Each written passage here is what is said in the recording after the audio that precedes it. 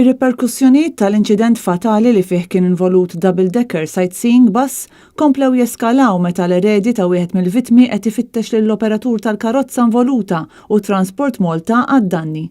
L-eredi ta' Elizaveta Danielova Avdala ippreżentaw protest ġudizzjarju fil-prim awla tal-Qorti Ċivili kontra Transport Malta u City Sightseeing Malta Limited fejn qed jitolbu lill-qorti biex jiġu likwidati danni u jsir ħlas ta' kumpens għall-mewt ta' Avdala.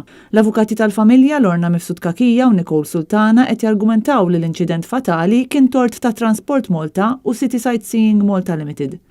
Fid-9 ta' April 2018 wieħed mill-Open Top Double-Decker Buses kien qed iġorr turisti u jgħaddi minn triq il-Belt Valletta Żurrieq meta żewġ passiġġieri li kienu fin-naħa ta' fuq intlaqtu minn ferat ta' siġar li kien fil-baxx.